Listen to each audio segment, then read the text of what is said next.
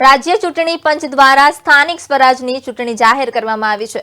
આ ચૂંટણીની જાહેરાત અનુસંધાને વિધાનસભા વિપક્ષ નેતા શ્રી અમિતભાઈ ચાવડાની પ્રતિક્રિયા સામે આવી છે। સમગ્ર રાજ્યની જનતા લાંબા સમયથી સ્થાનિક સ્વરાજની સંસ્થાઓમાં વહીવટદારોનું રાજ ક્યારે ખતમ થાય અને ક્યારે પ્રજાના ચૂંટાયેલા પ્રતિનિધિઓ વહીવટ કરે, સત્તા સંભાળે એની રાહ જોઈને બેઠા હતા। હમણાં રાજ્ય ચૂંટણી પંચ દ્વારા પ્રેસ કોન્ફરન્સના માધ્યમથી સ્થાનિક સ્વરાજની ચૂંટણીઓ માટેની તારીખો જાહેર કરી છે।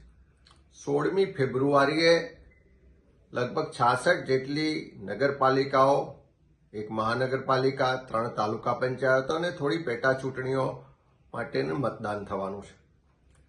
લોકોને આશા હતી કે છેલ્લા 2 વર્ષથી ગુજરાતમાં વહીવટદારોનું શાસન ચાલે છે। લગભગ 7000 કરતાં વધારે ગ્રામ પંચાયતોમાં આજે વહીવટદાર છે, નગરપાલિકાઓમાં લાંબા સમયથી વહીવટદાર છે, 2 જિલ્લા પંચાયતોમાં વહીવટદાર છે અને સાથે સાથે મહાનગરપાલિકા અને અનેક જગ્યાએ બીજા વહીવટદારો શાસન કરે છે। લાંબા સમયની રાહ જોયા પછી પણ આજે રાજ્ય ચૂંટણી પંચ તરફથી જે જાહેરાત કરવામાં આવી ખરેખર નિરાશાજનક છે। એટલા માટે કે હજુ પણ ખેડા જિલ્લા પંચાયતની ચૂંટણી ક્યારે થશે જાહેર કરવામાં નથી આવ્યું। હજુ પણ કેટલીક નગરપાલિકા જેમ કે બોરસદ હોય, સોજિત્રા હોય કે અન્ય નગરપાલિકાઓમાં પણ આજે વહીવટદાર છે, ત્યાં ક્યારે ચૂંટણીઓ થશે એની કોઈ તારીખો જાહેર કરવામાં નથી આવી।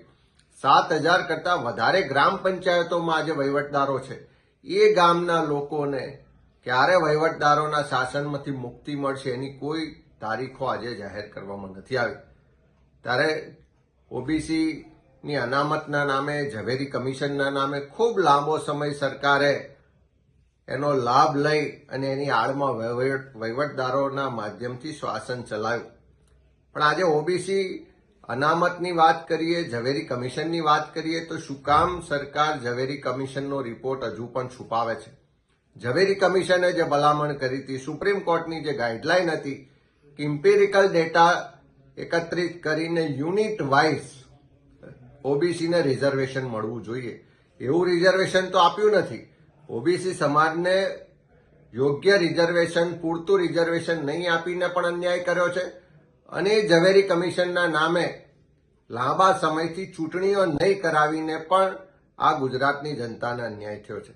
ત્યારે મોડા પણ 66 નગરપાલિકા, 1 મહાનગરપાલિકા અને 3 તાલુકા પંચાયતની ચૂંટણી જાહેર થઈ છે।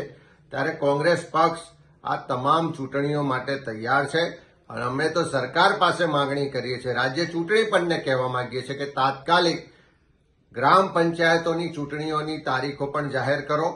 જે જિલ્લા પંચાયત ને જે અન્ય નગરપાલિકાઓ બાકી છે એની પણ ચૂંટણીની તારીખો તાત્કાલિક જાહેર કરો અને ગુજરાતની જનતાને આ વહીવટદારોના શાસનમાંથી મુક્તિ અપાવો અને એ વહીવટદારોના શાસનમાંથી મુક્તિ અપાવવા માટે ચૂંટાયેલા પ્રતિનિધિઓનું રાજ આવે અને એના માટે કોંગ્રેસ પક્ષ કટિબદ્ધ છે, તૈયાર છે અને આ ચૂંટણીઓ માટે પણ કોંગ્રેસ પક્ષ તમામ રીતે તૈયારીઓ કરી ચૂકી છે અને લોકોની, જનતાની અદાલતમાં હવે જવાબ